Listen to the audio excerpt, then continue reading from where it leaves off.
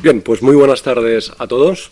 Bienvenidos a la presentación de Contra la teoría monetaria moderna, el nuevo libro de Juan Ramón Rayo.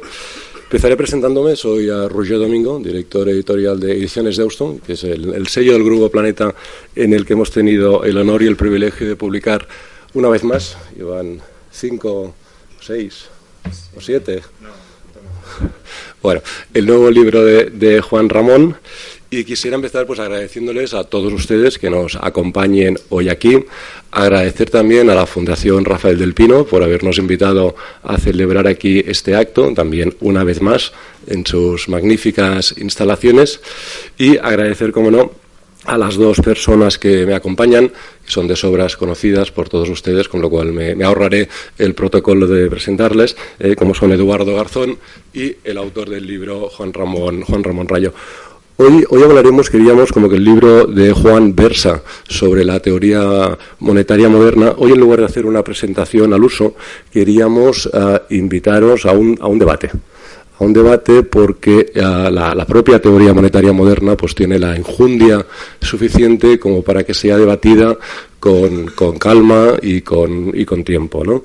Con lo cual lo que proponemos es un diálogo entre ambos, entre Eduardo y entre Juan, para que nos expongan sus puntos de vista opuestos sobre los porqués de la teoría monetaria moderna.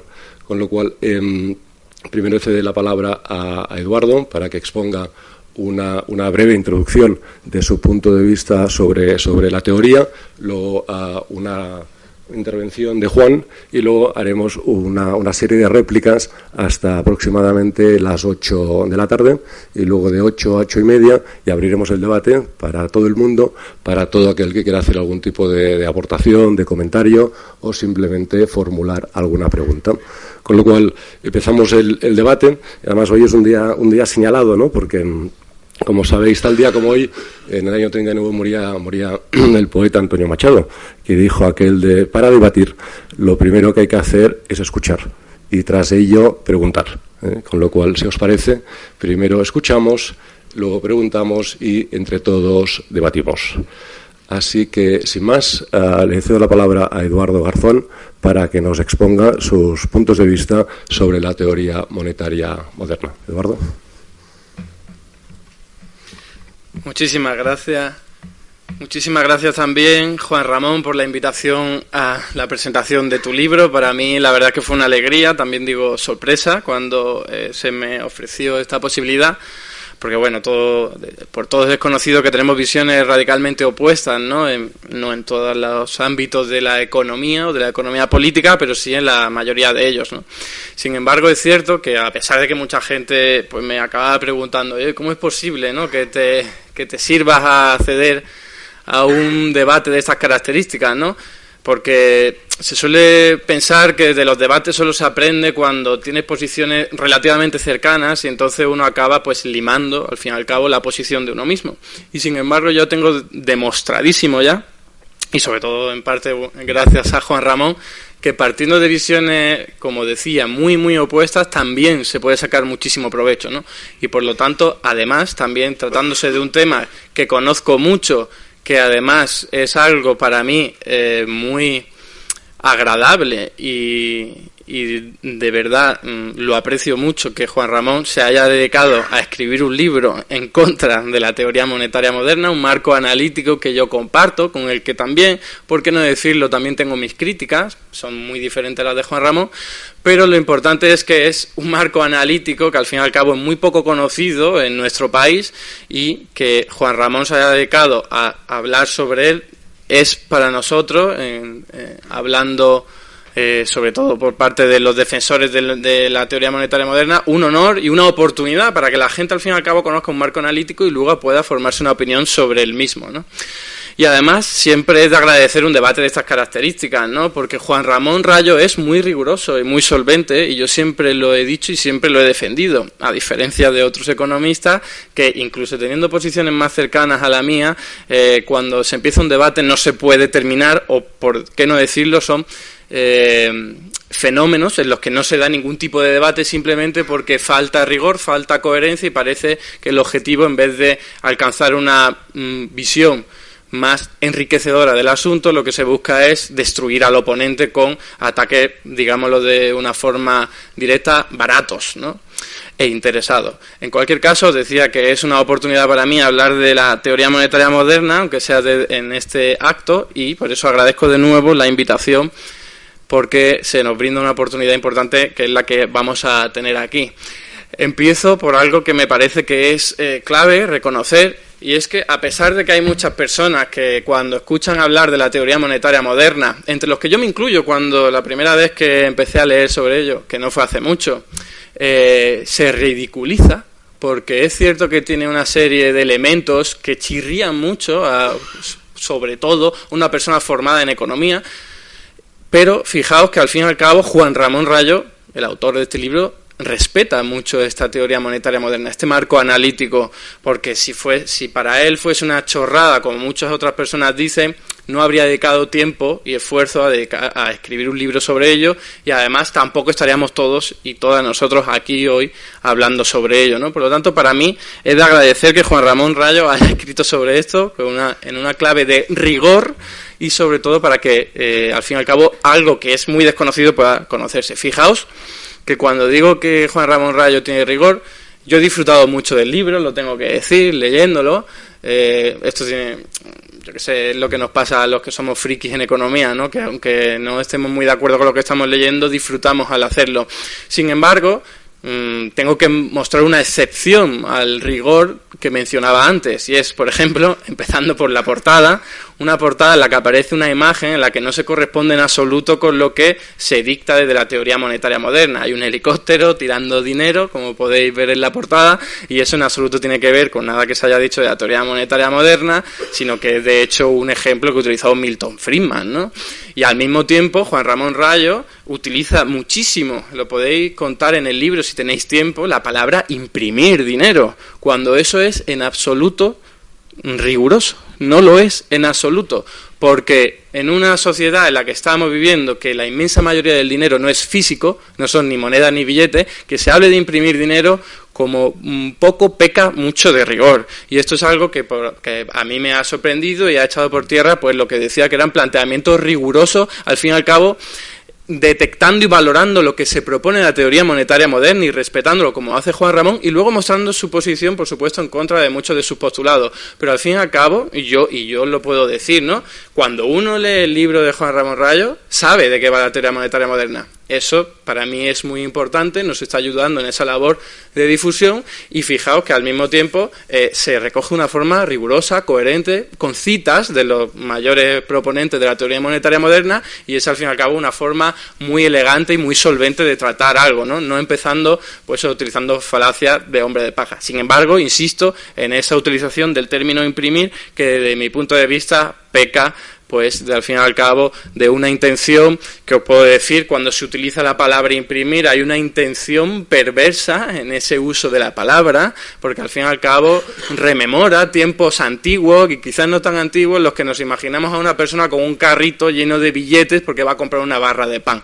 Y sin embargo, de la teoría monetaria moderna en absoluto se está diciendo que haya que imprimir billetes. Por lo tanto, ese vínculo entre crear oferta monetaria, por decir de una forma muy directa, y imprimir dinero es bastante poco rigurosa.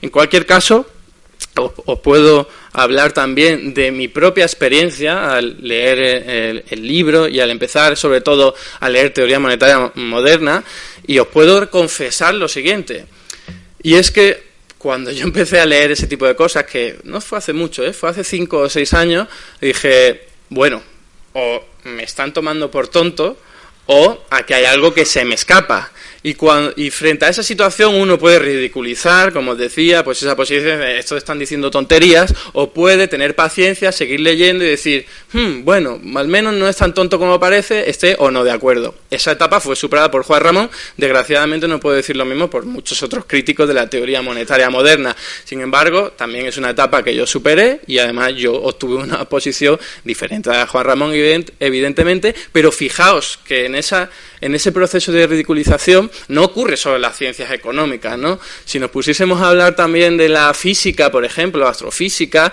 nos encontraríamos también con que personas como Galileo fueron tachados de loco por decir que el planeta Tierra era el que giraba alrededor del Sol y no al revés. O tacharíamos de loco también, como ocurrió a Einstein cuando dijo que un agujero negro absorbía todo, atraía todo, incluido los fotones. Lo tacharon de loco. Y al mismo tiempo también hoy día todavía se tacha de loco a aquellos quienes dicen que la fuerza de la gravedad no existe como una fuerza gravitatoria, que por cierto es algo que ya destacó Einstein cuando dictaminó o estableció o diseñó la teoría de la relatividad, ¿no? Diciendo que al fin y al cabo los cuerpos se mueven no atraídos por otras masas, sino lo que ocurre es que su propia masa acaba distorsionando el espacio-tiempo y aunque vayan en línea recta, lo que ocurre es que el espacio, lo que está curvo, pero en realidad el cuerpo va en línea recta. Fijaos que lo que os digo podría repeler el sentido común y esto es al fin y al cabo lo que hace un poco la teoría monetaria moderna.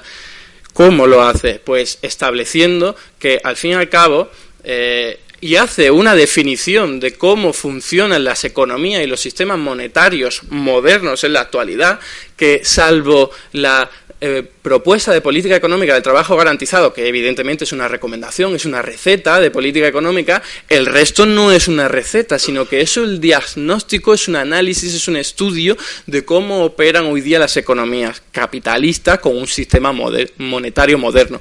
Que esto, pues, Juan Ramón Rayo lo acepta en su libro y dice, es cierto, esto funciona así, otra cosa es que el uso que se le pueda dar, otra cosa es que la opinión que uno pueda tener de ello, otra cosa son los límites que tiene. Pero fijaos que al fin y al cabo el marco analítico de la teoría monetaria moderna establece y da una visión de cómo funciona, como os decía, una economía con dinero fiat, con un sistema monetario moderno, en el cual se pone de manifiesto que precisamente un Estado que tenga la capacidad de generar su propia moneda y que sea también capaz de emitir deuda en su propia moneda y que tenga también tipos de cambio flexible, es capaz de financiar todo aquello que se proponga y que esté a la venta en esa moneda. Y esto es, al fin y al cabo, algo que choca mucho en la tradición economista, porque venimos de una larga trayectoria en la que había un patrón oro, en la que siempre hemos identificado que el oro es el dinero y que, al fin y al cabo, un Estado, para poder gastar, tiene que ingresar primero. Y, sin embargo, en la teoría monetaria moderna se dice, oye, esto no es así para un Estado que crea su propio dinero, sino que primero tiene que crear el dinero para luego poder recaudarlo, porque no puedes recaudar algo que no existe, porque eres tú quien lo crea. Y esto tiene una serie de implicaciones, que es al fin y al cabo lo que yo estoy diciendo, de que no hay límites a la hora de financiar nada, de financiar cualquier cosa. No hay límites en la financiación. Y esto al fin y al cabo, permitir que lo diga de esta forma, es una perogrullada, en el sentido en el que evidentemente si alguien puede crear dólares, todo lo que esté a la venta en dólares lo puede comprar.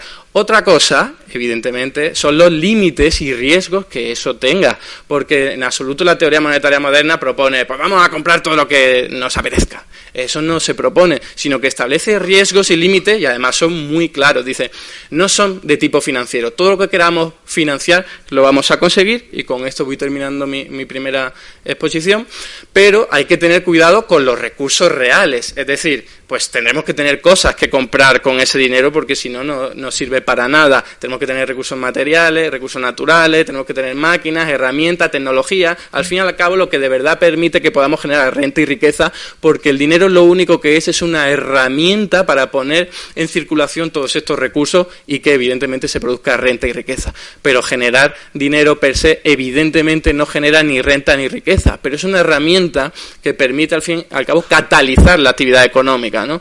Y se dice, y hay otro tipo de riesgos, evidentemente está el riesgo de inflación, que si uno se pone a crear muchísimo dinero para comprar cosas y la oferta de bienes y servicios es inferior a la cantidad de dinero que estamos creando, se generan tensiones inflacionistas. Pero en la misma teoría monetaria moderna se establece que hay un canal para conseguir que cuando se llegue a ese máximo uno pueda dar la vuelta, ¿no? Y esto es evidentemente lo que Juan Ramón Rayo pues no comparte, lo critica de una forma, como digo, solvente, aunque en la segunda parte pues presentaré las críticas con más detalle a la argumentación principal de Juan Ramón Rayo. Antes de pasar la palabra, muchas gracias, Eduardo. Antes de pasar la palabra a Juan Ramón, me tengo que hacer responsable del helicóptero. Es un guiño, Eduardo, porque como ustedes entenderán, hay que vender libros, con lo cual a veces uno tiene que tomarse a uno como editor, tiene que tomarse ciertas licencias poéticas si así lo quieren, con lo cual Juan Ramón queda exento de toda responsabilidad en lo que se refiere al helicóptero. También, ya me avanzo por si sale, queda exento de toda responsabilidad con el título. El título del libro, para los que ya lo tengáis, dice: ¿por qué imprimir dinero si genera inflación y por qué la deuda pública si la pagan los ciudadanos? A ver, esto es cierto siempre y cuando uno haga referencia a la teoría monetaria moderna, con lo cual es también, evidentemente, un título provocador. Cierto en tanto en cuanto el libro habla de teoría monetaria moderna y, por tanto, uno no debe sacarlo de aquí, ¿no? Juan Ramón, de hecho, no es cuantitativista, como seguramente ahora nos explicará, ¿no? Con lo cual es un título y un subtítulo que deben ir necesariamente unidos para que tengan sentido. Y ahora sí le paso la palabra a Juan Ramón. Pues muchas gracias, Roger, muchas gracias, Eduardo, por acompañarme en este aquelarre liberal, y muchas gracias por supuesto, a la Fundación Rafael del Pino por acogernos nuevamente en estas presentaciones del libro, en estos debates y en muchas actividades que también organiza el Instituto Juan de Mariana para difundir las ideas de la libertad. Bueno, sobre la teoría monetaria moderna, efectivamente es un marco analítico que yo creo que debe ser, si se lo quiere criticar, uno puede obviamente pasar y no estudiar en absoluto la teoría monetaria moderna, pero si se quiere entrar a criticar la teoría monetaria moderna, como todo, uno tiene que estudiárselo con cierto detalle y no basta con desdeñarla con 4 palabras, tildando a sus promotores de locos sin haber leído adecuadamente la teoría monetaria moderna. Si después de haberlo leído considera que están locos, pues lo puede decir muy bien, pero en caso de que no lo haya leído, desde luego utilizar algún tipo de coletilla, algún tipo de chascarrillo para tratar de refutar sus conclusiones sin siquiera conocer realmente sus tesis no es la mejor opción.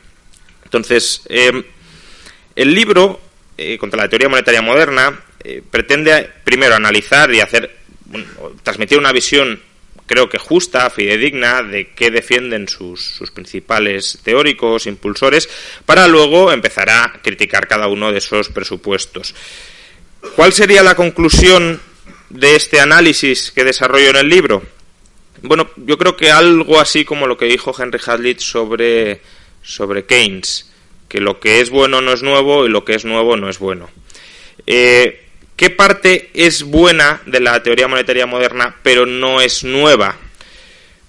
Pues justamente toda la crítica bastante razonable que se hace al cuantitativismo. Yo no soy en absoluto cuantitativista, no soy monetarista, no creo que el valor de los medios de intercambio dependan esencialmente de su oferta, sino que dependen también, al menos en gran medida, de su demanda. No creo que la demanda sea estable, la demanda de dinero o de medios de intercambio como supone el cuantitativismo, y creo que el cuantitativismo, de hecho lo explico en la introducción del libro, es un error de primer nivel del que debemos desembarazarnos. También, por cierto, muchos economistas austríacos que son herederos de una cierta trampa cuantitativista ya desde los tiempos de David Ricardo. La MMT en este sentido hace una buena, no diría aportación, porque como digo no es nuevo, pero sí incide en un punto que es correcto, y es el medio de intercambio que utilizamos hoy, llamémosle moneda fiat, es decir, el euro, el dólar, los yenes, las libras, son deudas del gobierno, son pasivos del gobierno. Y a diferencia de otros pasivos del gobierno, por ejemplo, los billetes del Banco de Inglaterra durante el siglo XIX eran también deudas. Bueno, el Banco de Inglaterra era una entidad privada, pero bueno, imaginad que hubiese sido pública, habrían sido deudas del gobierno, pero eran deudas pagaderas en oro. ¿En qué es pagadera la moneda fiat actual? Pues aparentemente nada, porque no te da derecho directamente a nada. Pero a lo que sí te confiere derecho es, y esto es lo que adecuadamente destaca la teoría monetaria moderna, es a pagar impuestos. Si no pagáramos impuestos, es decir, cuando un gobierno crea impuestos, al final lo que está haciendo es robar legítimamente al ciudadano, le está diciendo esto que tienes tú es mío. La forma más primitiva de cobrar impuestos es con la apropiación de lo que tiene una persona. Que tú tienes una cabra, pues me das la cabra. Que tú produces una tonelada de trigo, pues me das la mitad de las toneladas de trigo. Es apropiación directa de lo que se ha producido. Pero hay una alternativa. El gobierno puede decir, si tú me das tanta cantidad de papelitos, yo te dejo de robar y te dejo de quitar pues la cabra, la producción agraria o cualquier otro bien o servicio que hayas, tu casa, que hayas generado. Hoy el sistema sigue así. Si no pagamos impuestos en moneda fiat, ¿qué hace el señor Montoro? Pues un proceso de ejecución por la cual nos termina quitando bienes por importe equivalente a los impuestos que le adeudamos. Con lo cual, ¿por qué la moneda fiat tiene valor? ¿O cuál es al menos? Esto es un error que ahora luego comentaré de la teoría monetaria moderna, o más que error, algo incompleto. ¿Cuál es al menos una de las fuentes de valor de la moneda fiat actual? Que nos permite saldar nuestras deudas fiscales, nuestras obligaciones fiscales con el Estado. Y al pagar nuestras obligaciones fiscales con estos papelitos, el Estado nos perdona, nos condona el robo que, en caso contrario, nos ejecutaría sobre nuestras propiedades. Evidentemente, para poder adquirir esos papelitos, tenemos que vender igualmente nuestras propiedades. Las tenemos que vender para tener dinero, moneda fiat, con el que poder pagar al gobierno. Yo creo que se puede entender más fácilmente esto si imaginamos el siguiente ejemplo. Suponed que el gobierno dice, voy a hacer una emisión de letras del Tesoro a 3 meses y con esas letras del Tesoro podéis pagar vuestros impuestos. En plan, una especie de compensación. Yo le debo dinero al Estado, el Estado me debe dinero a mí, pues compensamos lo que uno le debe al uno y lo que el otro le debe al otro y nadie tiene que pagar nada. Bueno, pues al final esas letras del Tesoro a 3 meses que permitirían pagar impuestos sería algo muy parecido a la moneda fiat actual. Por tanto, mi sugerencia es que veáis la moneda fiat como una deuda del gobierno. Una deuda del gobierno que permite saldar nuestras deudas fiscales. No solo, esto es la parte incompleta, incluso de lo bueno de la MMT, no solo es eso. El Estado también tiene una serie de activos que recurrentemente va vendiendo para estabilizar el valor de la moneda fiat. Esto es lo que se conoce como operaciones de mercado abierto que desarrolla el Banco Central. Al final, si el Banco Central está dispuesto a vender algunos activos financieros que tienen valor de mercado al margen de que intervenga o no el Banco Central y está dispuesto a vender esos activos financieros por una cantidad de moneda fiat, en cierta medida está contribuyendo a estabilizar su valor. Pero como digo, esto que es bueno no es nuevo. La idea de que los impuestos permiten generar una demanda de dinero para pagar impuestos es una idea que ya está presente incluso en Adam Smith, en La riqueza de las naciones. Por tanto, lo de moderno es un poco relativo porque ya tiene la idea pues casi 350 años. 250 años. Ahora bien, no solo está en Adam Smith, también está en una escuela de pensamiento absolutamente mainstream, actualmente en la academia, que es la de la teoría fiscal del nivel de precios. Una escuela que no es que sea mayoritaria, pero que sí está teniendo una influencia creciente en la academia y que de hecho pues sponsorizan personas tan bien consideradas en la academia como puede ser Cochrane, el ex profesor de Chicago Cochrane, o en España incluso, por ejemplo, Jesús Fernández Villaverde, que en esta casa conocéis bastante bien. Por tanto, la idea de que existe una cierta vinculación entre el nivel de precios, entre el papel moneda que emite el Estado y entre los impuestos que se pagan es correcto. Ahora, como he dicho, lo que es bueno no es nuevo, ni es exclusivo, y lo que sí es nuevo y exclusivo no es bueno. ¿Y qué es nuevo o exclusivo de la teoría monetaria moderna? La idea de que efectivamente, como el Estado es capaz de generar una cierta demanda por la moneda que imprime, y porque es que imprime o que teclea, me da igual, es decir, que crea en forma de pasivos, si el Estado puede crear una cierta demanda por la moneda que crea, la MMT básicamente sostiene que esa demanda va a ser esencialmente estable y que, por tanto, cualquier cantidad de moneda fiat que cree va a ser demandada por los ciudadanos porque la van a necesitar para pagar impuestos y que, por tanto, salvo que estemos en un contexto de pleno empleo de los recursos, no va a haber inflación por el hecho de que se cree mucha moneda fiat. Insisto, el argumento es cómo la moneda fiat la tienen que utilizar los ciudadanos para pagar impuestos. El Estado puede crear cualquier cantidad de moneda fiat y no habrá inflación, salvo que estemos en un contexto de plena ocupación de los recursos, es decir, salvo que esa moneda, cuando llegue a manos de los ciudadanos, vayan a gastarla y como no hay capacidad para producir más bienes y servicios, eso eleve los precios. Al hacer esto, la teoría monetaria moderna está desdeñando o está olvidándose de estudiar causas específicamente monetarias de por qué la moneda fiat se puede depreciar. Y el error justamente es no tener una teoría sobre la demanda de dinero. El hecho de que el Estado pueda generar cierta demanda de dinero a través del sistema fiscal no nos indica cuánta demanda de dinero va a generar. Es decir, que yo necesite X cantidad de euros para pagar mis impuestos no significa, primero, ni que yo ya vaya a querer ahora los euros, porque a lo mejor los impuestos los tengo que pagar en junio y por tanto, aunque me lleguen ahora unidades monetarias, no las voy a querer. Y desde luego, si es para pagar los impuestos de dentro de 10, 15 o 20 años, no las voy a querer ahora. Y dos, tampoco nos indica cuánta demanda vamos a necesitar. Si yo necesito 1.000 euros para pagar mis impuestos de junio, si me llegan 3.000 euros, pues no los voy a querer. Se puede decir, bueno, el exceso lo destinamos para los impuestos del año que viene. Pero de nuevo, eso implica que yo hoy estoy dispuesto a adquirir la moneda fiat que necesito para pagar los impuestos a lo largo de toda mi vida.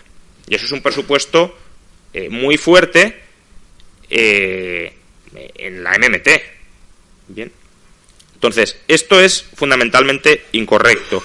El hecho de que se cree dinero, por decirlo de alguna manera, no significa que ese dinero vaya a ser demandado en toda su extensión.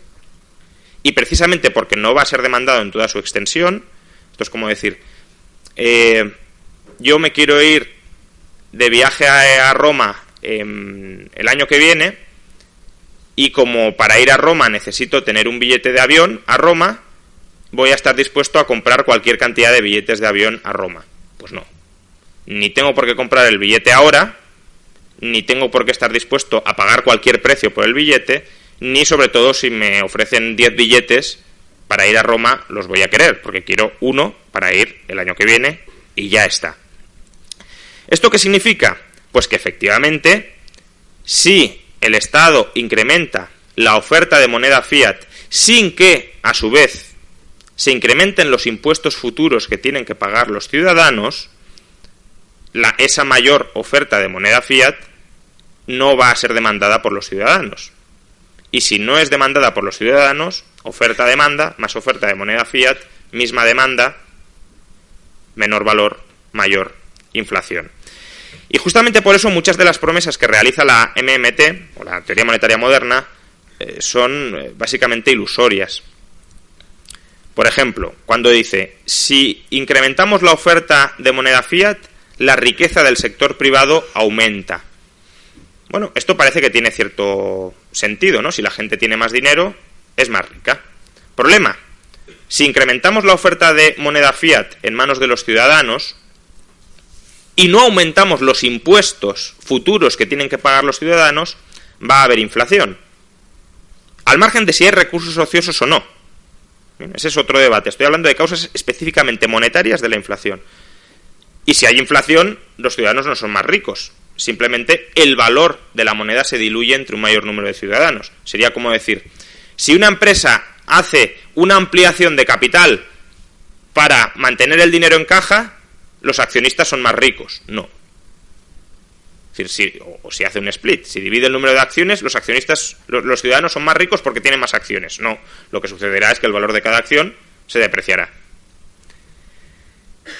O si la moneda fiat, si el gobierno intenta que la moneda fiat no se deprecie, ¿qué tendrá que hacer? Subir impuestos. No necesariamente hoy. Puede decir, voy a subir los impuestos dentro de 5 años para compensar la creación de moneda fiat que he efectuado hoy. En ese caso podría ser que no hubiese inflación, porque la gente, según a qué precio se lo ofrezcas, sí puede estar dispuesta a invertir hoy en la moneda fiat que va a necesitar para pagar impuestos dentro de 5 años. Ahora bien, si a mí me dan más dinero y al mismo tiempo me imponen una obligación tributaria mayor, ¿soy yo más rico? No. Mis activos han aumentado, mis pasivos han aumentado. Por tanto, mi patrimonio neto no ha crecido.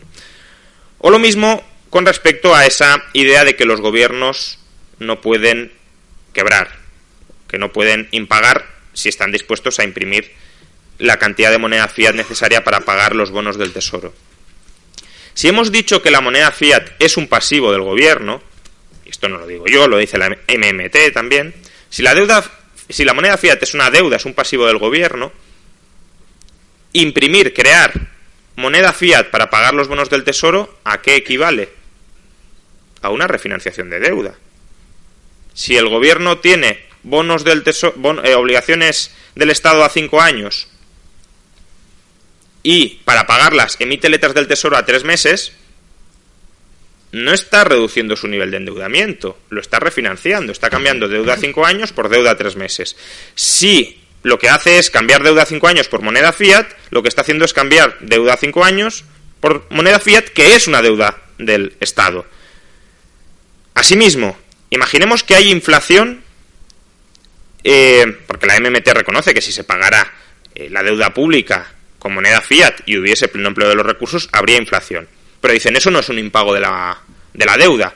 Hombre, si la moneda fiat es una deuda del Estado que nos sirve para, digamos, eximirnos de entregarle nuestra propiedad al Estado, en realidad sí es un impago de la deuda. Imaginemos que yo hoy atesoro, o sea, que yo hoy tengo 1.000 euros y imagina que tengo una casa de 200.000 euros y que tengo que pagar 200.000 euros a Hacienda dentro de 5 años. Y yo digo, bueno, voy a atesorar 200.000 euros hoy para pagar esa deuda de dentro de 5 años. Pero resulta que dentro de 5 años, 200.000 euros te dan para comprar un paquete de chucherías, que en algunos momentos históricos, dada la magnífica gestión que han hecho los gobiernos de la moneda, así ha sido. Pues claro, yo los 200.000 euros en los que he invertido y que he ahorrado para no tener que entregar mi casa dentro de 5 años, no valdrán nada. Por tanto, claro que se me ha impagado la deuda. Ahora mismo, 200.000 euros me permiten no entregar mi casa al gobierno. Dentro de 5 años, 200.000 euros no me permiten no entregar mi casa al gobierno, porque simplemente se utilizarán para pagar una obligación tributaria minúscula en relación con las obligaciones tributarias reales que habrá en ese momento. Y ya por último, ya damos paso al debate, la idea esta, fijaos, a modo de conclusión, el lenguaje, muchas veces yo creo que engañoso, no sé si tramposo, no quiero juzgar la intencionalidad, que utiliza la MMT para expresar las cosas. Y precisamente para ocultar que no tienen una teoría sobre la demanda del dinero detrás. Ha dicho Eduardo, y esto es algo que dice la MMT continuamente, no es algo específico de Eduardo, dice, cualquier Estado soberano puede comprar cualquier cosa que se ponga a la venta en su moneda, o que esté a la venta en su moneda. Que yo quiera vender algo a cambio de euros o de dólares es porque estoy demandando euros o dólares. Entonces, es una perogrullada que si yo demando euros o dólares, el gobierno puede pagar ese precio creando euros o dólares. La cuestión, lo que hay que explicar, y lo que la MMT no explica, es por qué hay gente que está dispuesta a vender sus propiedades a un determinado precio y en una determinada moneda. Es decir, porque hay gente que pone a la venta bienes en dólares, en euros y a un precio determinado. Y eso la MMT no lo explica. Y por eso decir, un Estado soberano puede comprar todo lo que esté a la venta en su moneda, y si sus ciudadanos deciden que no va a haber casi nada a la venta en su moneda, es verdad que tienen que pagar impuestos. Pero eso, de nuevo, no significa que cualquier cantidad de moneda fiat que impriman la vayan a querer demandar para pagar impuestos, porque el 100% de su propiedad no la tienen que pagar en impuestos.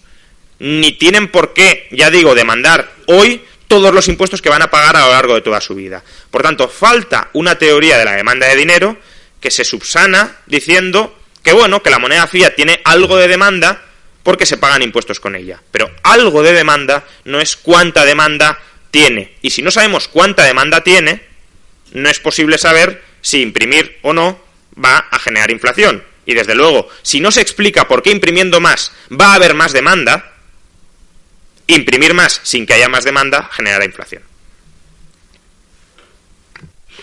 Muchísimas gracias, Juan. Pues momento para la réplica.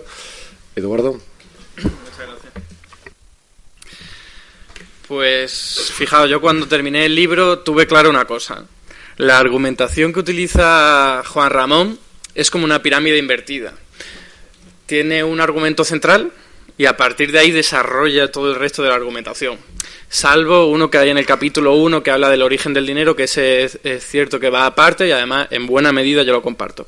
Pero fijaos que en el que desarrolla a partir del capítulo 2 en adelante es un argumento clave que es el que ha hecho énfasis ahora mismo, evidentemente, y es: el dinero fiat es un pasivo del Estado, evidentemente, y dice el precio de mercado de ese pasivo financiero en realidad es el valor actualizado de los flujos futuros, porque es eso lo que está diciendo. Está diciendo que las leyes elementales se cumplen para todo tipo de pasivo financiero y que por lo tanto un pasivo financiero, si queremos saber cuánto vale, es al fin y al cabo tenemos que hacer una reflexión en torno a cuánto luego va a poder haber de flujo futuro. Por decirlo de otra forma, si un Estado crea moneda fiat, necesariamente tiene que estar luego en el futuro recaudando impuestos, porque eso es al fin y al cabo lo que da valor al pasivo financiero moneda. Pero fijaos, o sea, la virtud que tiene una pirámide invertida a la hora de realizar una argumentación de este tipo es también su mayor desventaja, y es que si se tumba y refuta ese argumento, el resto de la pirámide cae con él. Y fijaos, yo no comparto en absoluto ese argumento, de hecho lo impugno en su totalidad. ¿Por qué? Porque fijaos, un pasivo financiero, aparte de que eso de que todos los activos financieros o pasivos financieros tengan un valor, un precio de mercado, que sea el valor actualizado del flujo futuro, que es, como según dice Juan Ramón Rayo, una ley elemental que se cumple siempre en la economía, que por cierto no es una ley divina, no es una ley económica que existe en la naturaleza, sino que es al fin y al cabo un acuerdo social, es una invención del ser humano. O sea, no viene escrito en ninguna Biblia que el valor de los activos financieros sea ese, ¿no? Y fijaos que si hablamos además de experiencia reciente de cuál es el valor de hipotecas subprime, un pasivo financiero, pues veríamos que evidentemente no se cumplió las expectativas que había, o lo podemos hablar también con cualquier tipo de préstamo en una moratoria de familias o empresas que no son capaces de pagarlo ahora, ¿no? No nos sirve, esa ley no es elemental, no se cumple siempre, no es, como Juan Ramón dice, una ley eterna o elemental de la ciencia económica. Y creo que con dos ejemplos, con uno muy singular y minúsculo se puede ver bien, pero también con otro viendo la simple realidad macroeconómica que nos rodea. El ejemplo este es el siguiente: yo puedo crear un pasivo financiero, como por cierto a muchos de mis críticos les gusta decir, que creo papelitos, y podría decir, voy a crear un papelito aquí en el que digo, el propietario de este papel tiene derecho a cobrar de mí lo que sea, lo que yo diga. Puede ser una onza de oro, un euro o un abrazo. Cualquier cosa, eso es lo de menos. Lo importante es que aquí hay una promesa de pago materializada, evidentemente, en un folio. Si yo ese folio, que hago muchos, y os lo reparto a vosotros, y vosotros sois una economía, que tenéis vuestras actividades económicas, que compráis pan, que elaboráis cualquier tipo de fabricación material, que vendéis vuestros servicios, etcétera, etcétera, si vosotros confiáis en mi palabra, que yo acabaré dando lo que sea, insisto en que da igual lo que yo esté ofreciendo, vosotros vais a utilizar ese papelito para realizar intercambios entre vosotros, incluso para saldar deudas entre vosotros. Y da igual en absoluto que yo pueda cumplir en el futuro mi promesa. Es decir, yo puede que nunca la cumpla, que nunca os dé el abrazo, que nunca os dé la onza de oro, que nunca os dé nada. Pero si vosotros estáis confiando en mí, en el emisor de esta moneda, y la estáis utilizando entre todos, vais a aceptarla en vuestros intercambios. Y vais a decir, vale, yo te vendo mi bollo de pan a cambio de ese papelito, porque el papelito no solo me sirve para pagar impuestos, que ahora me detendré en ello, sino que me sirve también para ir a otro establecimiento comercial y comprar mis bienes y servicios. Eso es lo importante. Lo importante es que, como a diferencia del ejemplo que ha utilizado Juan Ramón, el billete de avión no es comparable, porque el billete de avión no te sirve para luego ir a una panadería a comprar pan. Pero sí el euro o el yen, o al fin y al cabo el pasivo financiero de ese Estado. Sí te sirve, y eso es importante. Entonces, ¿qué es lo que da valor? Que es aquí la clave, es lo que se detiene Juan Ramón, la teoría monetaria moderna, etcétera, etcétera. Al fin y al cabo, la piedra filosofal de todo esto. Y no es que en realidad un Estado esté imponiendo impuestos. Eso es el símbolo más evidente de por qué se le da confianza a la moneda que crea un Estado. Pero lo que hay detrás es mucho más, va mucho más allá, y es el poder institucional, cultural, militar, económico que tiene un Estado, y es capaz de dar respeto o confianza a la moneda que genera. Podríamos decirlo de otra forma, a través un Estado de su violencia legal no solo están los impuestos, sino que está todo tipo de transmisiones culturales e imperialistas, militares, sociales, todo tipo de instituciones que un Estado al fin acaba generando, y que evidentemente no es el mismo respeto, confianza o poderío que tiene Haití, el Estado de Haití, que el que tiene Estados Unidos. Y esto es clave. ¿Por qué? Porque gente, por ejemplo, en Haití o en Venezuela, hoy día están repudiando el dinero que crea el Estado de Venezuela o el Estado de Haití, pero no se van, por cierto, a las onzas de oro, al menos no la mayoría de gente, se van a otra moneda fiat de un Estado que sí tiene un poderío importantísimo que va a asegurar que esa moneda vaya a servir siempre, o al menos eso es lo que están pensando. Pero fijaos, esto es muy diferente de la capacidad que tenga el Estado de los Estados Unidos para recaudar en el futuro impuestos. Insisto, el dinero que crea Estados Unidos no tiene por qué volver nunca. Lo importante es que ese Estado tenga confianza, o sea, tenga respeto, tenga poderío para imponer el uso de su moneda. Y esto es muy importante. No por casualidad, el Imperio Británico, cuando llegaba, por ejemplo, a tribus de la India, pues lo que hacía era, personas que no utilizaban la libra, se le imponía a la fuerza la libra. Se le imponía a la fuerza un impuesto que se decía, bueno, como no me pagues la libra, vamos a adoptar medidas sancionadoras contra ti, que pueden ser hasta la muerte, ¿no? Entonces obligaban a la gente a tener que hacerse con libras. Pero eso, que no nos sorprenda tanto, no está tan alejado en el tiempo. Cuando hay conflictos bélicos de tipo geomilitar, de tipo geoestratégico en nuestro planeta, en buena medida están obedeciendo a eso. O si no, me referencio en el año 2003, cuando hubo la invasión de Irak, que al fin y al cabo Saddam Hussein había propuesto la idea de comercializar su petróleo en una moneda diferente al dólar. Y ahí es cuando saltaron las chispas y dijeron, oye, esto no se puede permitir. Y es ahí donde está, al fin y al cabo, la pugna geopolítica que tenemos que tener en cuenta entre China, por una parte, y Rusia, y los países emergentes, y los países occidentales de siempre. Fijaos lo importante que es, al fin y al cabo, imponer la utilización de tu moneda. Eso es una característica no económica, es política, es cultural, es institucional. Es, al fin y al cabo, el respeto que da un Estado a la hora de utilizar su moneda y la capacidad que tenga para imponerla. Una de esas herramientas son los impuestos, pero no el único. Y como digo, no es necesario que ese dinero que se cree vuelva para que se pueda seguir utilizando.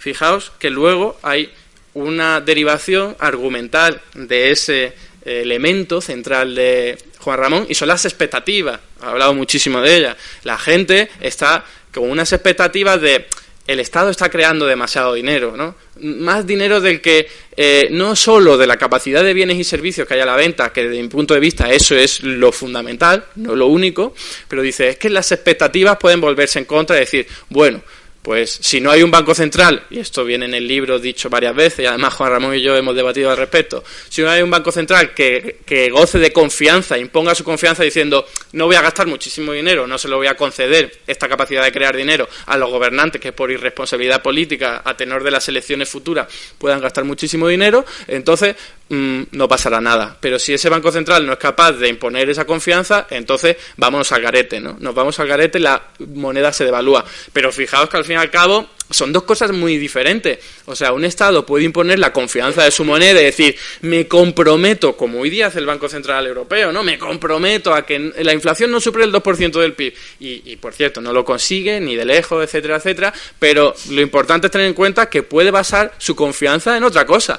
Puede decir, tal y como propone la teoría monetaria moderna, me comprometo a generar puestos de trabajo a través de políticas de trabajo garantizado, o de empleo de transición, o como lo queramos denominar, hasta que la inflación sobrepase ese límite y entonces botón rojo y doy media vuelta. Fijaos que el objetivo último detrás es el mismo, el de voy a utilizar mi herramienta de política fiscal para conseguir algo tan noble como crear puestos de trabajo.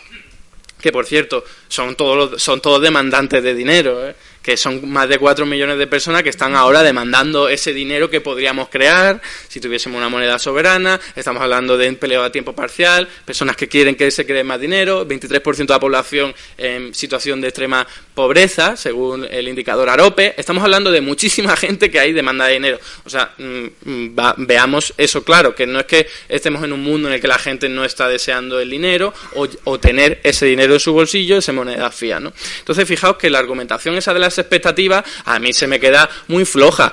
Quizás porque yo vengo de la tradición materialista, ¿no? Y estoy pensando más en que lo importante es lo material, es lo que tengamos, no lo que la gente tenga en la cabeza. Que, por cierto, ¿cuántas personas en nuestro mundo saben que el Banco Central Europeo es independiente de las decisiones políticas? La gente no tiene ni idea de eso, o sea, una minoría. ¿Y qué porcentaje de la población a la hora de imponer los precios, los que son vendedores, están pensando en las expectativas? No están pensando en eso. Las expectativas, desde mi punto de vista, tienen un papel importante solo cuando hay ya una espiral inflacionista en el que se ha deteriorado la confianza de la moneda. Pero yo digo, si mañana empezásemos a crear moneda, euros, neopeseta o lo que queráis, la gente no va a decir inmediatamente, oye, pues esto va a ser un problema, sobre todo si hay un respaldo institucional diciendo, no os preocupéis, vamos a hacer todo lo posible para que esto no tenga repercusiones negativas sobre vosotros, ¿no? Por otro lado, el tema de la inflación, ¿cómo voy de tiempo? El tema de la inflación no es un fenómeno estrictamente monetario, ni mucho menos. Desde mi punto de vista, la inflación es un fenómeno resultante de las relaciones de poder que se dan en nuestras sociedades grandemente asimétricas. ¿Por qué digo esto? Porque, por ejemplo, los precios, la inflación, no se determinan por una fuerza divina, sino que hay personas que están vendiendo sus bienes y servicios y ponen el precio a ese bien y servicio. Es una decisión política, aunque sea individual, de una persona que dice, pues yo voy a vender mi producto por esto. Es una imposición de esa persona si tiene la capacidad de imponer ese precio. Que sabemos que en mercados los más competitivos posibles van a tener menos posibilidades de imponer su precio. Pero cuando vemos en sistemas oligopólicos como el energético, vemos claramente que la inflación es un fenómeno de poder. Quien tiene el poder para imponer precios más altos, lo hace, porque se está aprovechando precisamente de su situación de poder. Y esto es algo que ocurre de una forma mucho más exagerada en economías subdesarrolladas. Por eso las hiperinflaciones a las que estamos acostumbrados a ver, a mencionar, como Zimbabue, Venezuela, etcétera, etcétera, ocurren en países subdesarrollados. Es que, exceptuando a Alemania, y ya estamos hablando de una economía de hace muchísimo tiempo, hace más de 80 años, ¿no? No se ha producido la hiperinflación en economías desarrolladas, precisamente porque tienen instituciones políticas, sociales, económicas, productivas, que impiden que eso se pueda dar. Que haya, salvo en España con los oligopolios y otro tipo de empresas en los que son capaces efectivamente de imponer su precio. Pero en economías maduras desarrolladas no hay facilidad para ello. Fijaos, no es el único motivo de la inflación. Puede ocurrir por el aumento del precio de producción, ya sean salarios, ya sean impuestos. Claro, si impuestos o cualquier materia prima como el petróleo se aumenta el precio, dice, pues yo voy a meterme con un precio más alto para sacarle partido. Ahí se genera inflación y la oferta monetaria no ha pintado nada. Por cierto, eso es, desde mi punto de vista, lo que ocurrió en la crisis de los años 70, que no fue un fenómeno monetario.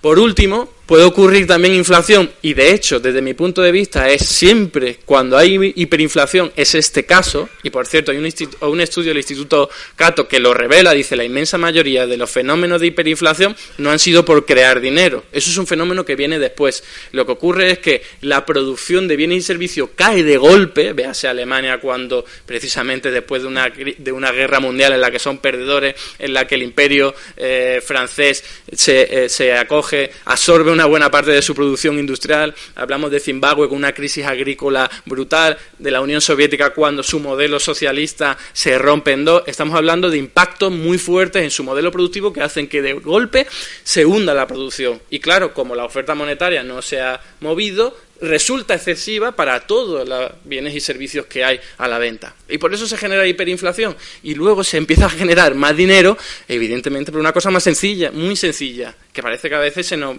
pasa desapercibido. Cuando los precios, los bienes y servicios están más caros, necesitan más dinero para comprarlos. Por eso se genera más dinero en hiperinflaciones y por eso la oferta monetaria crece, pero como consecuencia, no como causa de la hiperinflación. Y termino haciendo referencia a algo también muy importante, que sé que Juan Ramón lo tiene en mente, aunque su libro no lo plasma en ningún momento, ¿no? Pero ¿y qué pasa si hay un poco de inflación? Es decir, nunca hemos tenido un debate democrático, ni político, ni no democrático, en torno a, oye, ¿qué nivel de inflación sería deseable para tener a toda la gente que hoy día está desempleada trabajando? Porque a lo mejor decidimos democráticamente que ese nivel de inflación podría estar en el 5% o en el 10%, fijaos lo que estoy diciendo, con tal de que todo el mundo tenga aseguradas unas condiciones laborales dignas. Porque lo que estamos haciendo es partir de una base en la que no puede haber inflación ni el 2% ni el 3% que se nos ocurra. Y mantenemos a 4 millones de desempleados, por ejemplo, en nuestro país. Pues eso es un debate político que hay que tener. Desde mi punto de vista está claramente sesgado por la derecha, por la élite económica y financiera, que son precisamente quienes más se benefician de que no haya inflación. Insisto, los rentistas son los grandes perjudicados cuando hay inflación, ya que sus ahorros acaban siendo carcomidos de una forma muy rápida. Y tenemos también a los exportadores, ¿no?, que son los que también se acaban muy perjudicados con fenómenos inflacionistas, ¿no? Casualmente, los dos sectores que he mencionado, los más poderosos en Alemania, sector financiero, sector exportador. Y ahí tenemos en realidad el origen de ese miedo a la inflación, que no es tan cultural como se nos ha vendido, sino más de interés económico-político. Esa es al fin y al cabo donde reside ese miedo a la inflación que nos intenta meter, ¿no? Porque, insisto, podríamos tener, ¿por qué no?, una inflación más elevada con tal de asegurar el pleno empleo.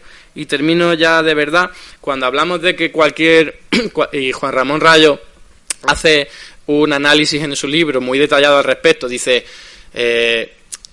el Estado no hay necesidad de que el Estado se endeude más para que el sector privado pueda desendeudarse, porque al fin y al cabo el sector privado, familias, empresas, etcétera, etcétera, pueden endeudarse entre ellos, evidentemente, y pueden incluso desendeudarse entre ellos, y eso es muy importante. Pero esto lo dice la teoría monetaria moderna. Lo que pasa es que se va más allá y se dice, todo el mundo puede endeudarse, todo el mundo. De hecho, Minsky lo decía, ¿no? Todo el mundo puede crear dinero, endeudarse. La única diferencia, o el problema reside más bien en que sea aceptado, que es lo que yo decía al principio del papelito. Yo me tengo que asegurar que ese papelito de alguna forma lo tengáis que utilizar vosotros. ¿Y qué ocurre? Que una empresa, por muy rica y por mucho respeto que tenga, y por mucho poderío económico que tenga, va a ser incapaz de imponer la utilización de la moneda que cree. Lo mismo con una familia, por muy rica y por muy poderosa. Y por lo tanto solo nos queda el Estado como, insisto, agente supraeconómico, suprapolítico, con un poderío militar, con violencia legal, con la capacidad de imponer tributos que permite que sea capaz de que la gente utilice su moneda. Y por eso el Estado puede endeudarse muchísimo más que las familias y las empresas, que evidentemente pueden endeudarse, pero siempre van a tener un límite impuesto por esa confianza que se le da a su poderío, a su capacidad para hacer que su moneda sea utilizada, ¿no? Por lo tanto, evidentemente, todo el mundo puede endeudarse, pero la teoría monetaria, a través de este planteamiento, dice, todo el mundo puede endeudarse, pero lo ideal es que se endeude el Estado, que siempre va a tener la capacidad de imponer la utilización, siempre teniendo en cuenta, evidentemente, que no sea un país muy pobre, va a tener muchísima mayor limitación que un país grande y con gran poderío económico, cultural, militar, etcétera, etcétera, como Estados Unidos, pero la clave es decir, ese papel para generar los suficientes papelitos para que la actividad económica funcione, debe ser un papel, un rol del Estado, del sector público, único garante de que se puede utilizar la moneda que crea. Y nada más, con tal de no extenderme. Muchas gracias. Vale, sí, bueno, muchos puntos. Primero, la idea de que el valor de un activo financiero, de un pasivo financiero, es el valor presente, sus flujos de caja futuros, no es una ley que tenga que cumplirse en todos y cada uno de los momentos. Precisamente por eso existen burbujas. Es decir, puede haber errores en las expectativas, evidentemente, o puede haber especulaciones a corto plazo que alejen el valor de mercado de ese valor fundamental. Pero eso no significa que no tienda a cumplirse. Si tú estás comprando por encima del valor descontado, estás comprando sistemáticamente caro, y si estás vendiendo por debajo del valor descontado, estás vendiendo sistemáticamente barato. De hecho, el ejemplo que has puesto de no se cumplió con las hipotecas subprime, hombre, yo creo que se cumplió bastante. ¿Por qué? Porque cuando cambiaron las expectativas y cambiaron las previsiones de flujos de caja, el valor se ajustó muchísimo. No se hubiese cumplido la ley si cuando se detecta que empieza a impagar todo el mundo no cae el precio de las hipotecas subprime. ¿Pero por qué cae? Porque dicen no van a llegar los flujos de caja que esperábamos que fueran a llegar y por tanto el valor es muy inferior. Si no se hubiera cumplido, habrían dicho no van a llegar los flujos de caja que esperábamos que van a llegar, da igual para determinar el valor, no da igual para determinar el valor, es uno de sus principales determinantes. Luego dices que la moneda fiat circula si confiamos en el emisor, pero si confiamos en qué. Es decir, si confiamos en un deudor, es si confiamos en que nos va a pagar su deuda. Confiar en que nos va a pagar su deuda significa confiar en que una deuda va a tener flujos de caja para el acreedor. Si una deuda no implica flujos de caja para el acreedor, o no confiamos en que esos flujos de caja lleguen, lo que significa es que la deuda está impagada o parcialmente impagada. Por tanto, cuando dices, la moneda fiat circula porque tenemos confianza en el Estado, sí, pero de nuevo, ¿confianza en qué? Pues confianza en que podremos utilizar, entre otras cosas, esa moneda fiat para pagar impuestos en el futuro. ¿Qué pasa? Que si se crea mucha más moneda fiat de los impuestos que prevemos pagar en el futuro, pues no podemos confiar en que esa moneda fiat nos servirá para pagar impuestos en el futuro. Al menos una parte de la misma, la excedentaria, no nos servirá para ello. Y si no nos sirve para ello, no la vamos a querer al precio actual, la querremos a un precio menor. Y quererla a un precio menor significa que va a haber inflación. De hecho, incluso estados tan omnipotentes como el estadounidense, que tienen una moneda internacionalmente aceptada, es verdad, en gran medida, porque si la moneda fiat es deuda, evidentemente un Estado puede presionar a otros Estados para que compren su deuda, eso está claro, pero incluso un gobierno como el estadounidense, que está muy claro que no va a caer, al menos, vamos, no creo que nadie esté previendo que Estados Unidos, bueno, a lo mejor con Trump no lo sé, pero no creo que nadie esté previendo que Estados Unidos se va a derrumbar a 5 años vista, a 10 años vista. Queda claro que Estados Unidos va a seguir cobrando impuestos, y eso ha estado claro a lo largo de todo el siglo XX, o al menos a partir de la Segunda Guerra Mundial, pero eso no ha impedido que el dólar se haya depreciado cerca de un 90% con respecto a hace más de medio siglo. ¿Por qué? Porque, insisto, una cosa es que la moneda fiat sea aceptada. Algo de moneda fiat se va a demandar. ¿Por qué? Porque tenemos que pagar impuestos en esa moneda fiat, pero no nos estás indicando a qué precio se va a aceptar. También en Venezuela, ya que ha salido el tema, también en Venezuela los bolívares fuertes se aceptan. ¿Por qué? Porque los venezolanos tienen que pagar impuestos en bolívares fuertes. ¿Qué pasa? ¿A qué precio se aceptan los bolívares fuertes? Esa es la cuestión. Y el precio al que se aceptan los bolívares fuertes va fluctuando día a día, también en función de las expectativas, ya no de los grandes inversores, sino incluso de gente absolutamente analfabeta, pero que sí entiende cuándo le están robando y cuándo no. Y no me estoy refiriendo al tipo de cambio oficial, me estoy refiriendo al tipo de cambio o a los muchos tipos de cambio en el mercado no oficial, que evidentemente se determinan día a día por cada uno que compra o que vende dólares contra bolívares. ¿Y en función de qué están dispuestos a pagar más o menos por los dólares? Pues en función esencialmente de las expectativas. Y es verdad, como decías, que toda la moneda fiat emitida no tiene por qué regresar a su emisor. evidentemente, pero sí tiene que tener la capacidad para regresar al emisor. Esto es como decir, si un banco emite billetes pagaderos en oro, no es necesario que todos los billetes se cobren en oro. Obviamente, de hecho la gente no quiere billetes para cobrarlos en oro, porque si no tendría oro, no billetes. Ahora bien, el banco sí tiene que tener la capacidad en todo momento de pagar sus billetes en oro. Si hay dudas sobre si el banco va a tener la capacidad de pagar sus billetes en oro, ¿qué va a suceder? Que va a haber un pánico bancario donde la gente va a ir a sacar, por si acaso, el oro del banco. Pues aquí lo mismo.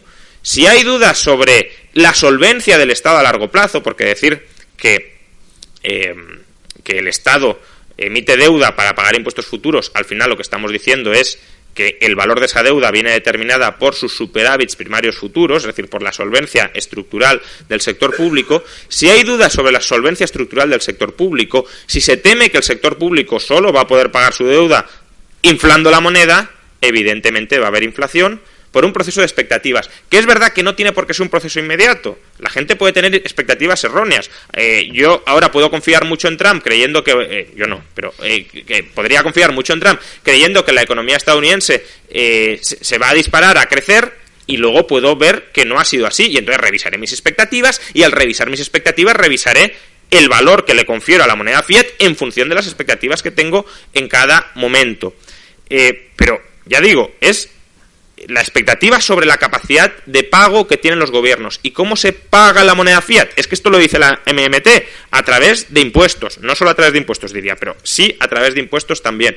Y por tanto, si un Estado no es estructuralmente solvente, si se espera que la deuda solo vaya a poder pagarse refinanciando mediante la emisión de más moneda fiat y no a través del desembolso en forma de pago de impuestos, la moneda fiat se va a depreciar.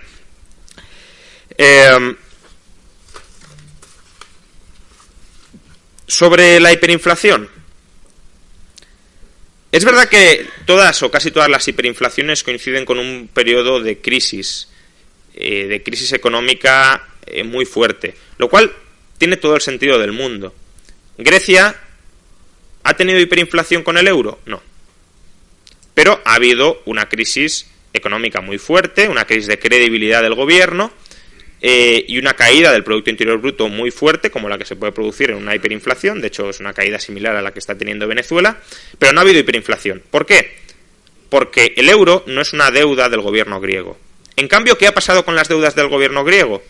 Que sí se han depreciado en torno a un 70 o un 80%. Es decir, sí ha habido una hiperinflación en aquellos pasivos que sí son del gobierno griego.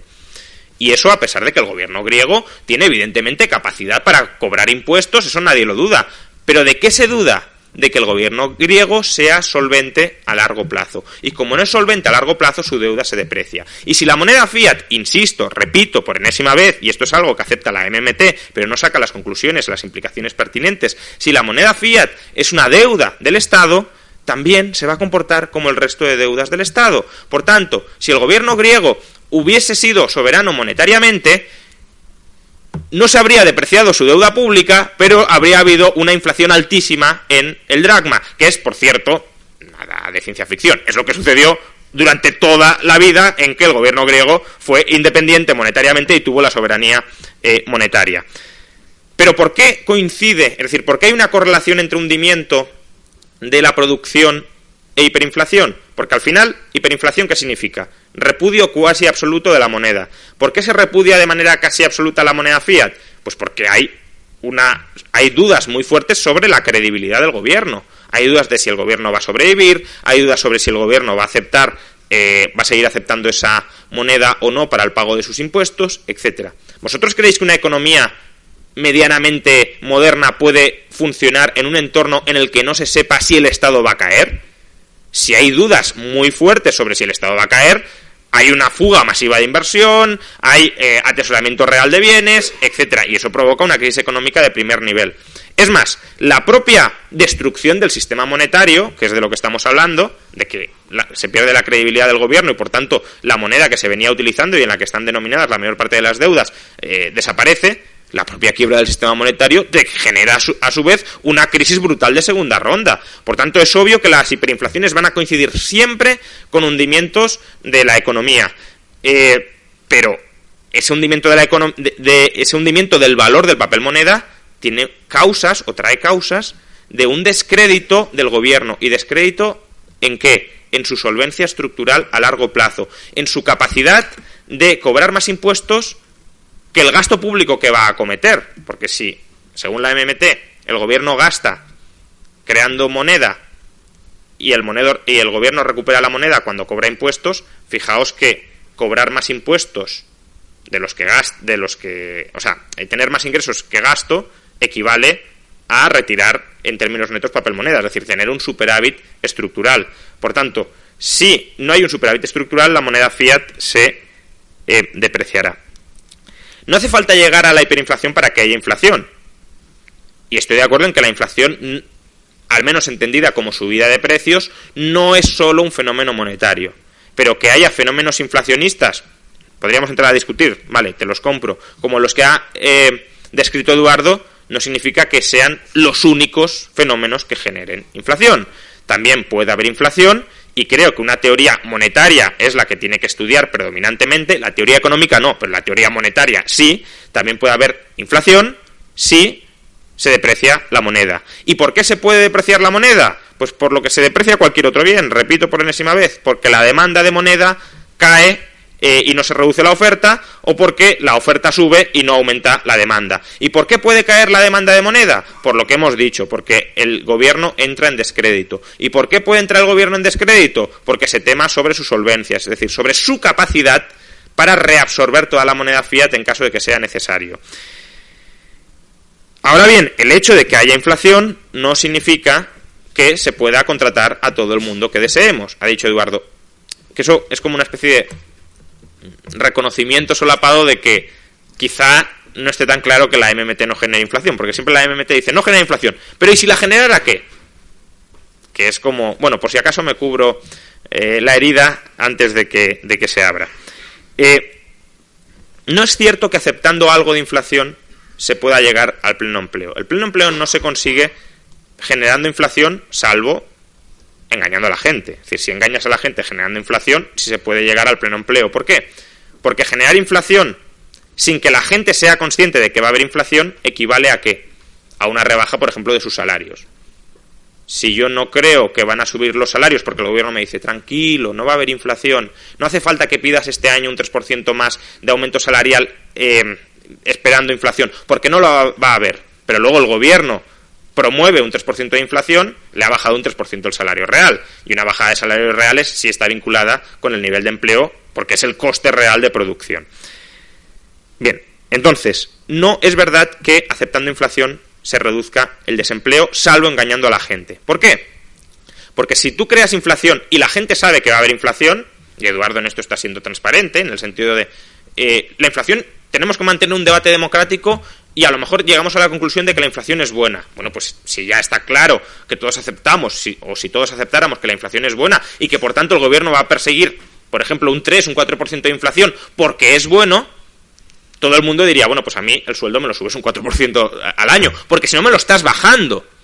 Y claro, si los sueldos suben un 4% al año, ¿qué empleo se está creando ahí? Absolutamente ninguno. Incluso desde la perspectiva de la MMT. Creas más moneda fiat, pero ¿dónde se te va esa moneda fiat adicional que creas? En cubrir los adicionales costes nominales derivados de que se hayan incrementado los salarios. Y en ese sentido, ha dicho Eduardo, y esto creo que sí es importante aclararlo para terminar, aunque bueno, había alguna cosa más, pero bueno. Dice, los parados demandan mucho dinero. Claro, pero ¿qué tienen que ofrecer a cambio de ese dinero que demandan? Es decir, cuando hablamos de demanda de dinero, no es demanda de gente que quiera dinero. Todos aquí creo que queremos cuanto más dinero mejor. Cuando hablamos de demanda de dinero, es compras de dinero a cambio de bienes. Es decir, decía Eduardo antes, el gobierno puede comprar todo aquello que esté a la venta en su propio dinero. ¿Eso qué es? Pues que hay vendedores que tienen mercancías o servicios y los ofrecen a cambio de moneda fiat. Esa gente está demandando moneda fiat ofreciendo mercancías. Lo que propone la MMT, es el Plan de Empleo Garantizado, básicamente lo que dice es, vamos a crear dinero si hace falta para contratar a gente desempleada y que produzca nuevas cosas.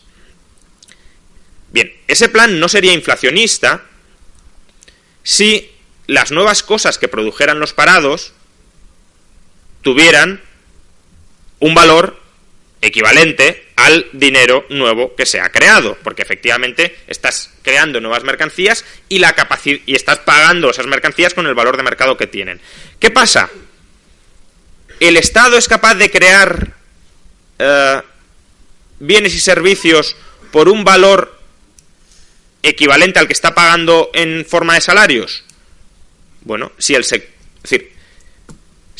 los trabajadores españoles hoy fueran suficientemente productivos dentro de la estructura productiva española para generar bienes y servicios por el valor que supongo que querría pagarles Eduardo, no sé, 800, 900 euros de salario, creados, ya digo, a través de la soberanía monetaria, ¿por qué no hay empresarios hoy que estén creando ese empleo a esos salarios?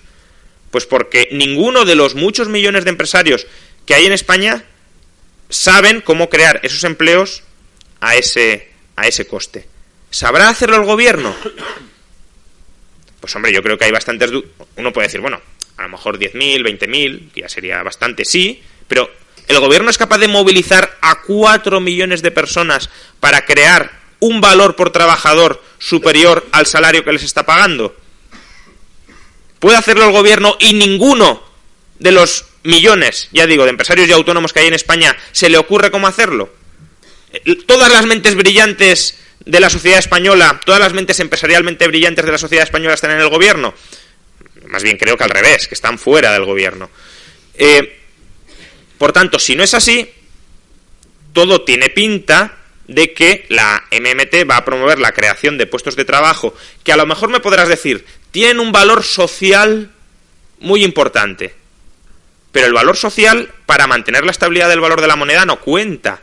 Lo que cuenta es el valor que genera el Estado y que es capaz el Estado de vender a cambio de la moneda fiat. Y el valor social no lo vendes, el valor social lo ofreces como externalidad positiva al resto de la sociedad. Pero eso no se internaliza en forma de un precio que incremente la solvencia del Estado para estabilizar el valor de la moneda fiat. Y de hecho, bueno, no voy a perder tiempo, pero los propios autores de la MMT dicen, da igual si se crea más o menos valor que los salarios que estamos pagando, porque no todas las actividades del sector privado son realmente productivas, y por tanto estamos generando mucho valor social. Sí, pero insisto, no es el valor social lo que hay que generar para estabilizar el valor de la moneda fiat. Y si no estabilizamos el valor de la moneda fiat y hay inflación, entonces entramos en una espiral salarios-inflación que sabemos que no genera empleo. Muchísimas gracias, Juan. Me encantaría daros un nuevo turno de réplica, pero nos quedan 15 minutos y deberíamos dar paso a todas las personas que nos acompañan para que también pudieran hacer alguna pregunta, alguna aportación o algún comentario. Sí, les pediré dos cosas, que sean muy breves para que todo el mundo, o al menos la mayoría de gente, tenga oportunidad de participar y sobre todo que no hablen a no ser que tengan el micrófono en la mano, básicamente porque si no las personas que nos están viendo y escuchando desde el streaming no les van a oír. Con lo cual empezamos ahora el debate. Siempre y cuando haya alguna pregunta, claro. Muchas gracias a ambos, ha sido muy interesante. A pesar de que todo es muy complicado, desearía añadir algo a una frase. Cualquier Estado es capaz de pagar cualquier cosa en su propia moneda, pero añadiría en su propio país, porque cuando intentes pagar con tu propia moneda a otro país comprar o adquirir algún bien o servicio, ya veremos si te lo acepta. O sea que entonces cuenta la confianza. Y la confianza sí, se puede dar con un papel firmado, pero un papel firmado por el señor Garzón a lo mejor no te lo cogerían fuera. Aquí dentro les podrías obligar con una pistola, o bien con el pago de impuestos o con alguna otra manera. ¿Cómo salvarías eso? Sí, muy breve también. Fíjate que desde la teoría monetaria moderna lo que se dice es la gente también va a aceptar vender sus productos a cambio de una moneda que está en otro país simplemente porque sabe que esa moneda le va a funcionar para hacer transacciones. Y a lo mejor sí es la gente de esta sala la que está obligada de alguna forma a utilizar la moneda, pero los de fuera lo saben y entonces dicen, siempre voy a poder volver a esta sala e intercambiar productos con ellos, ¿no? Entonces la explicación iría, pues gente de fuera va a aceptar precisamente la moneda fiat porque sabe que la gente del país interior lo necesitan y por lo tanto me va a servir para comprar bienes y servicios. Sí, esa pero es la... O sea, yo creo que aquí el sector exterior es clave para entender por dónde falla la teoría monetaria moderna. Es verdad que los extranjeros van a estar interesados en comprar ciertas cantidades de moneda fiat para hacer transacciones en el interior del país. De la misma manera que la teoría monetaria moderna dice, quienes no tienen que pagar impuestos dentro de un país igualmente van a estar interesados en demandar moneda porque podrán intercambiarla con otros que sí tienen la obligación de pagar impuestos en esa moneda.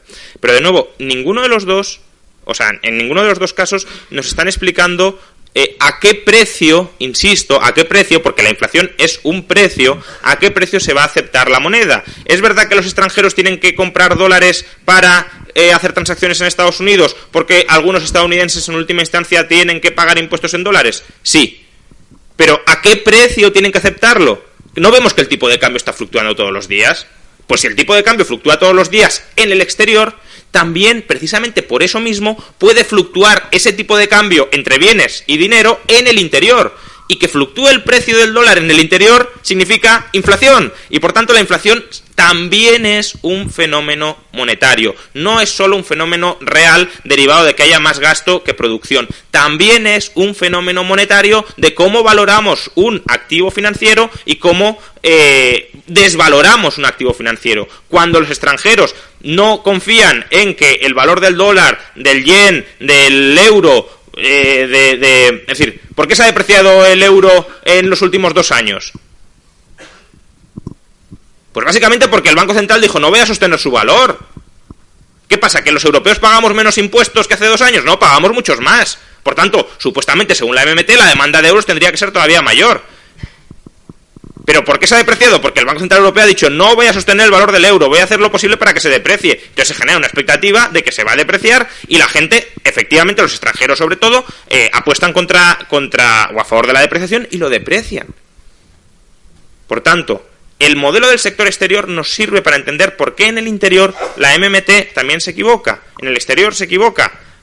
Porque no nos responde a qué tipo de cambio se va a aceptar el dinero, aun cuando se ha aceptado. También cuidado, yo el bolívar fuerte lo acepto, depende a qué precio me lo ofrezcan, pero yo estoy dispuesto a comprar bolívares fuertes, depende de nuevo a qué precio, y no tengo que pagar impuestos en bolívares fuertes, pero sé que con bolívares fuertes algo puedo comprar en Venezuela y según el precio al que me lo vendan yo lo compro. Pero evidentemente lo que estoy diciendo ahí es que puede haber una inflación brutal en términos de bolívares fuertes como la hay. Y quien dice eso con respecto al exterior, insisto, dice eso con respecto al interior y eso explica la inflación interior, o gran parte de la inflación interior. Bueno, mi agradecimiento a Juan Ramón Rayo por la nueva teoría económica austriaca sobre el tema monetario. Yo creo que es necesario y va a venir muy bien.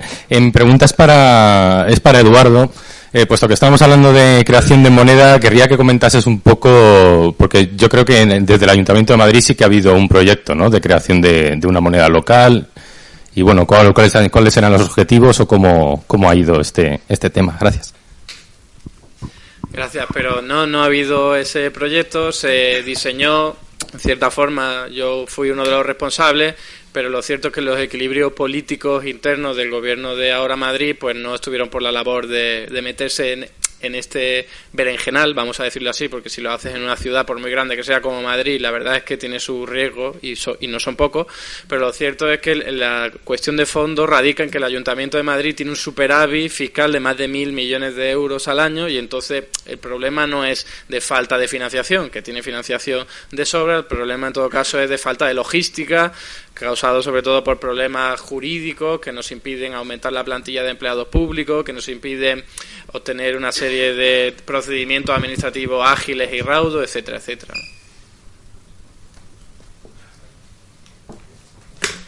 Creo que había una pregunta por aquí. ¿Ya no? Ahí al fondo hay otra, sí.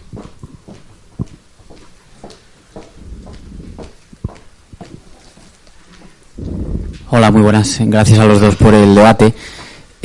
Al final, toda la conversación ha girado en torno a un sistema económico centralizado. Mi pregunta es, ¿qué opinión tenéis del Bitcoin? Que lo que propone es la creación descentralizada de dinero. ¿Cómo podría afectar a la economía? ¿Cuál es vuestra opinión? Bueno, al final, a ver, ¿por qué la gente utiliza hoy moneda fiat? No solo porque esté obligada a pagar impuestos, sino también porque la moneda fiat más o menos es capaz de estabilizar su valor, o al menos de hacer la depreciación del valor de la moneda fiat relativamente previsible. Y si la inflación es previsible, la puedes ajustar a tus precios y por tanto te puedes cubrir, e incluso en renta fija podrías ajustar un tipo de interés nominal más alto y por tanto te puedes cubrir contra las consecuencias de la inflación. Por tanto, hay estados que son capaces de administrar la moneda fiat no de manera descabelladamente mal.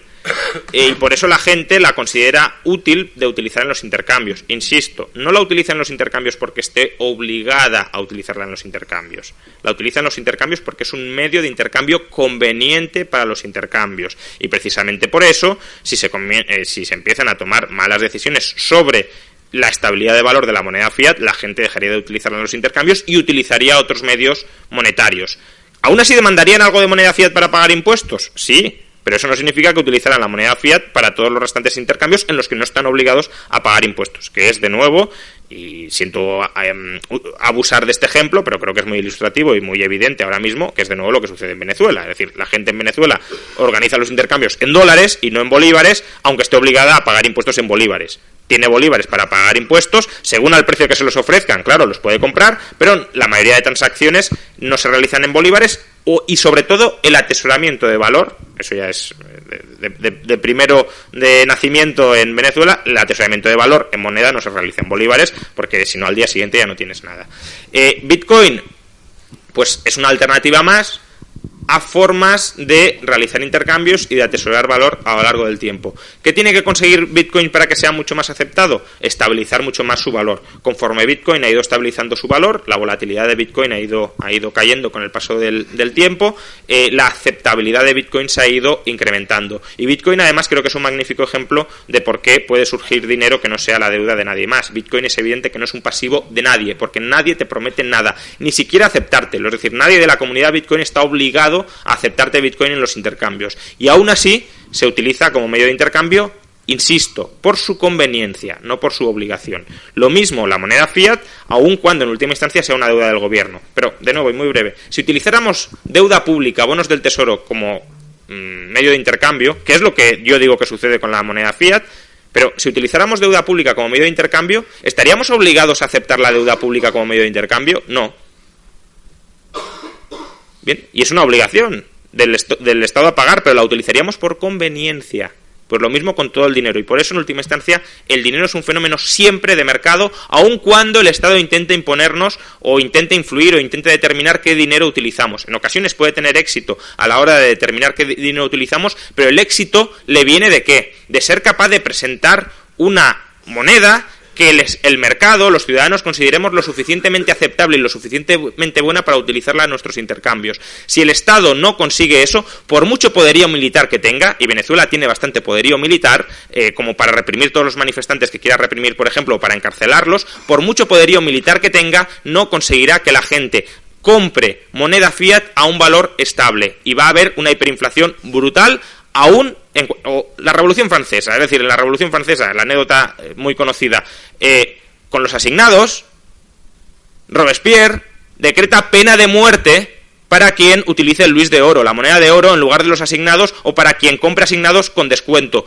Eso impidió... Pena de muerte, ¿Eso impidió que los asignados se depreciaran? No. ¿Por qué? Porque la gente no los quería comprar a un precio estable y por tanto no lo vas a conseguir aunque pongas todo el poderío militar que pongas. O lo mismo la Unión Soviética. Con la Unión Soviética había intercambios en el mercado negro paralelos a precios muy distintos. La Unión Soviética, ¿qué Estado ha sido más poderoso en todos los ámbitos de la sociedad que la Unión Soviética? Ni aún así lo puedes conseguir. ¿Por qué? Porque las transacciones del dinero se realizan de manera descentralizada, no vas a conseguir intervenir en todas y cada una de las transacciones de mercado, y si no lo consigues, en esas transacciones se van a pactar los términos que convengan a las partes, no que al Estado le interese que se pacten. Sí.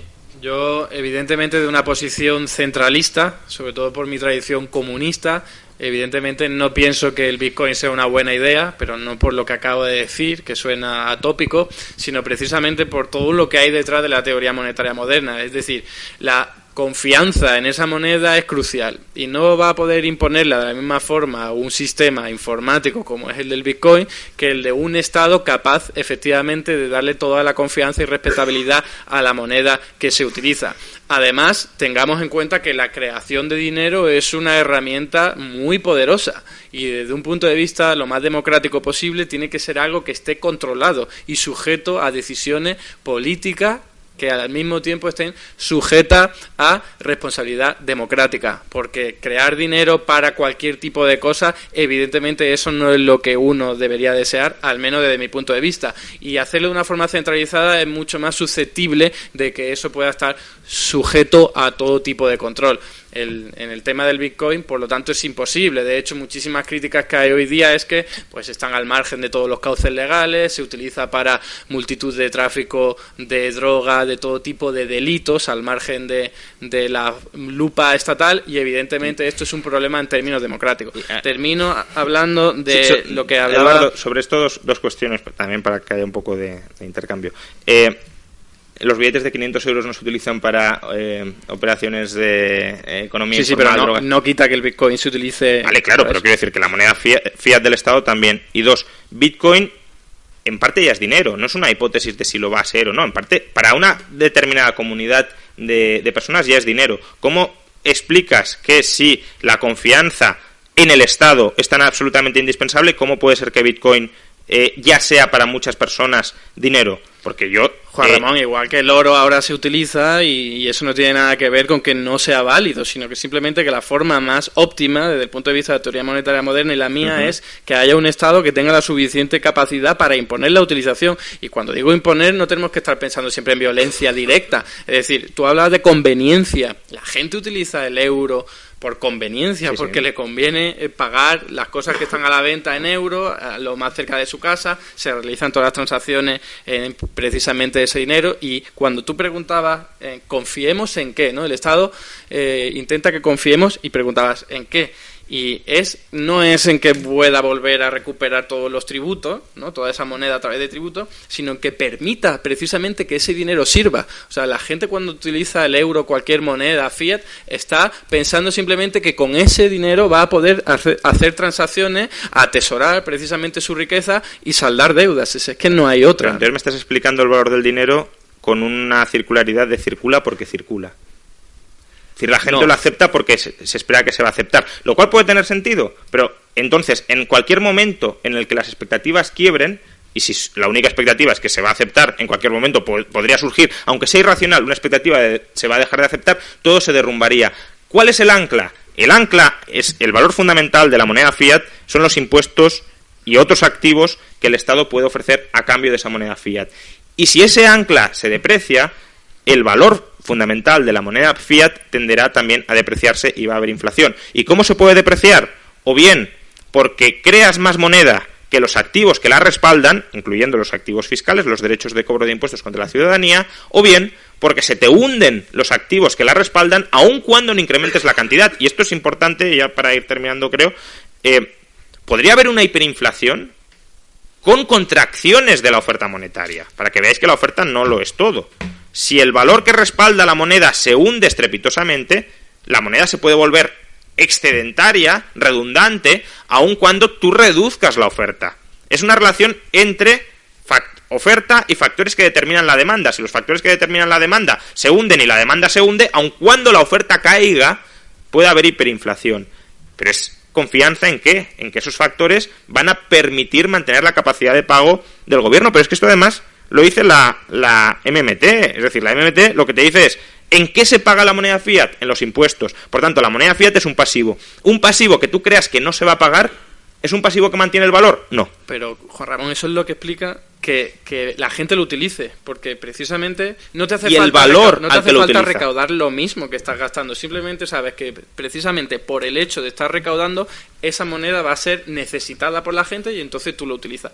Por detrás está todo el respaldo institucional del que yo estaba hablando, un poderío económico, militar, cultural, va mucho más allá. Pero tú de me la simple violencia reconoces que si el Estado imprime más moneda fiat sin que aumente los impuestos, se va a depreciar. No Inmediatamente, pero sí a medio largo plazo la moneda. No, insisto, depende de, al fin y al cabo, la brecha que hay entre la capacidad utilizada de la economía y la capacidad instalada. Te voy a leer a Randall Gray, que es el padre de la MMT, que dice: ¿qué sucede si los pasivos fiscales son demasiado bajos? Digamos que los pasivos fiscales son de 100.000 millones de dólares y que el Estado intenta gastar $1 billón. Es decir, los impuestos son 100.000 millones de dólares y el Estado intenta gastar 1 billón, 10 veces más. Esta cantidad de gasto es 10 veces superior a la cantidad de moneda que los contribuyentes necesitan para amortizar sus pasivos fiscales. Es posible, más bien probable, que el Estado no sea capaz de encontrar compradores para el $1 billón que desea gastar. Podría incluso incrementar los precios que está dispuesto a pagar, es decir, inflación, a cambio del trabajo, de los bienes terminados o de los factores productivos, sin que por ello encontráramos a nadie que quiera comprar la moneda fiat. Registraríamos inflación y a pesar de ello el Estado seguir sin ser capaz de gastar tanto como desea. Es decir, si aumentas la moneda fiat sin aumentar los pasivos fiscales, la MMT te dice que habrá inflación. Ramón, ese párrafo está sacado de contexto, porque precisamente lo que se está diciendo en esa parte es que viene en el libro y por eso lo tenía preparado.